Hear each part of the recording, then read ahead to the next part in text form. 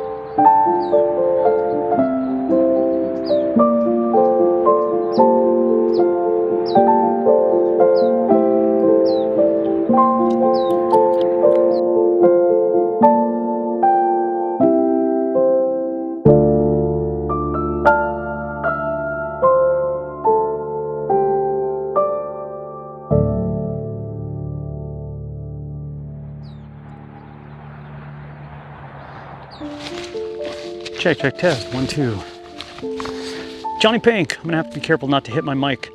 This is King Gillette Ranch, as you can see all the way from back here, how awesome it all is. Yesterday, I was out at Sepulveda Basin Wildlife Reserve with James. It was early in the morning. I was there just before sunrise, and I was shooting in the morning. I had my 600mm f4 on the Canon R7, which is a $1,300 camera body, maybe $1,400.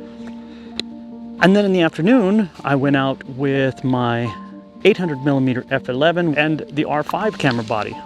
Okay, and that is $4,000. I'll list the prices on the screen here so you can see all that stuff too. I wanted to do a comparison between the two. Is it a fair comparison? No, but I think you'll get the general idea. The lens that you're using makes a huge difference in relation to the camera body that you're using. The 600mm f4 I was using in the morning because low light. So I knew that if, with all that low light, that I'd be able to get some shots, and I did. My favorites, they're not all sharp. I'm just going to tell you that right now. Everything was not sharp. I had more misses than I had sharp photos because of the poor light. That was in the morning. The advantage of using the 600 or most of the expensive pro level lenses is that with a mirrorless, you have the advantage of having that entire frame being where you focus, whereas with the 600 and the 800 f11, you only have that small little center section as you do with the DSLR lens. And when we got that bigger section in the back that allowed you to have a larger focus area, man, that was a huge deal. Mirrorless, it's just amazing stuff. So there's limitations to both. Both of them suffer from, you have to be really, really far back from your subject in order to get your subject in focus. If you're too close, it just won't focus on it. They're both designed for distant objects. And this one is the 70-200, and I'm gonna shoot some cabbage whites out here. The clarity of this lens, especially on the R5, is just mind-blowing.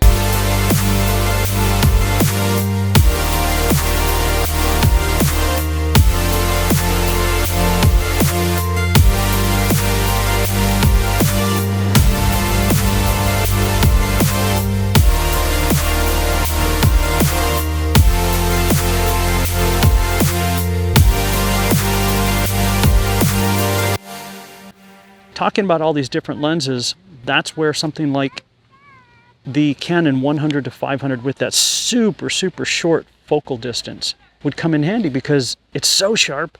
You still have 500mm to play with, and then when you put it onto a Canon R7, which is a 1.6 crop. Sorry, I'm watching people over there. 1.6 crop. It makes a huge difference. You have more reach. I don't care what anybody says, oh, don't compare it that way.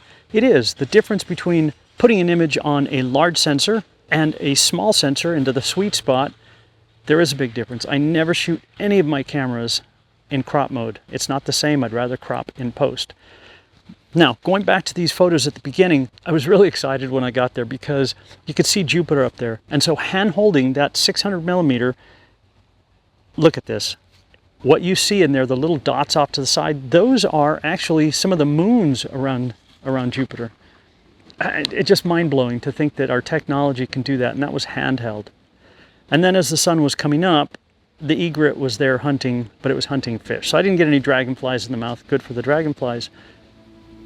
But as I pointed it up at the osprey in the tree, look at this golden light on that osprey. Man, that was beautiful.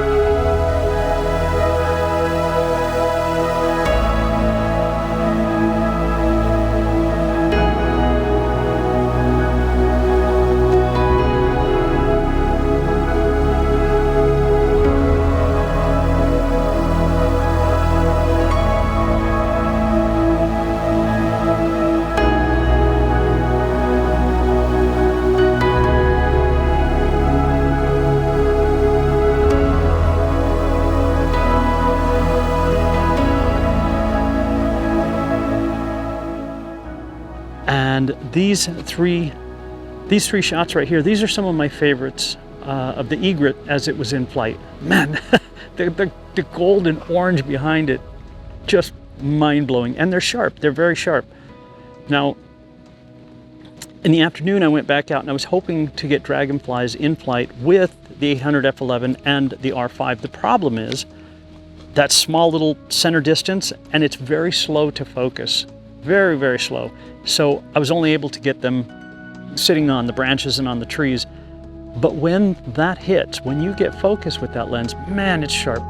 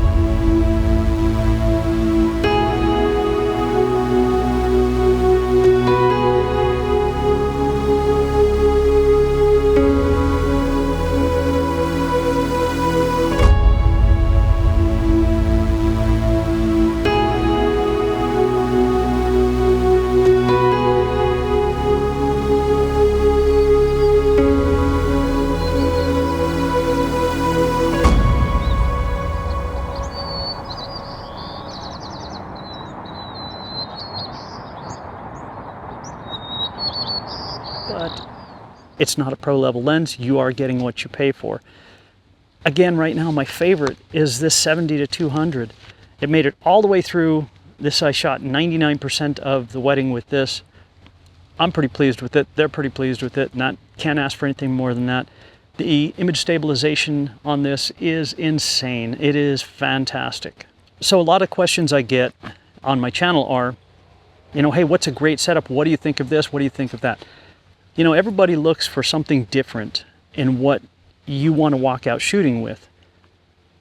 Some people want lightweight. They want cost effective, something that's inexpensive that'll do it, and they're going out to just have fun. I go out to have fun too, but I want everything to be as incredibly sharp as it can possibly be. I like seeing all the little details. It's like shooting faux macro, as I call it, because I have so much detail in there, but yet I'm standing so far back, so that depth of field, it's nice. I get a nice compressed bokeh background, or bouquet, depending on how you want to. Here's a bouquet of flowers. It's up to you. So there is no perfect setup.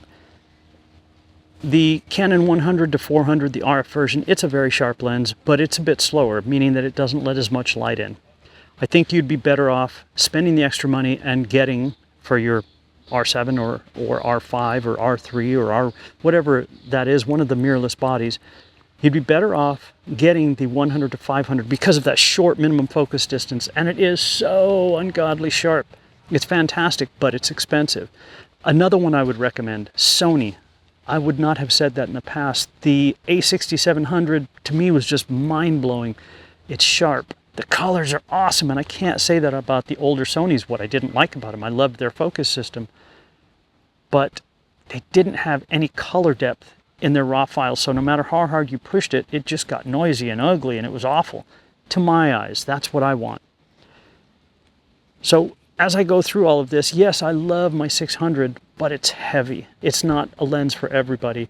I am seriously considering getting rid of that and getting with that money Canon's 100 to 500 or whatever comes out next, and Sony's A6700 with the 200 to 600. I think they're phenomenal. Both are, the Sony's actually cheaper at about 32, and I think 34 for all of that with and I'll list it over here. I don't remember all the prices on those off the top of my head. I just know that I'm watching them constantly. So that's it. JonnyPink, man, I hope you guys got something out of it. If you have questions, please leave them below. I do my very, very best to answer everything. If I missed it, it's just because I missed it or it disappeared. That happens too. King Gillette, look how beautiful this is here, man. You can't beat it. This place is amazing. Oh yeah, and this Follow Me gimbal that I'm using, bugs. The Follow Me gimbal that I'm using is a Hohem. I've tried the DJI, I've tried a couple of different DJIs, and they all did the same thing. It has the typical DJI focus tracking. It's garbage. This Hohem is much less expensive, and it's pretty awesome, man. I hope they come out with one that'll hold a lot more weight, because I'm using a very small lens on this. I'm at the max weight that this thing can handle. So JonnyPink, I thank you so very much for letting me share with you guys. Please give it a thumbs up. Let me know what you think of it. Have a fantastic day out there, whatever it is you're going to do. Lens comparisons, is it fair? No, not really. Is anything perfect? No. You just have to know the limitations of everything you're shooting and shoot within those limitations, whether it's the long focal distance or the high ISO that the F11 is going to push you into, or the weight, or whatever it is. Either way, man, go out and have a fantastic time. I'll see you out there. JonnyPink, I'll see you guys.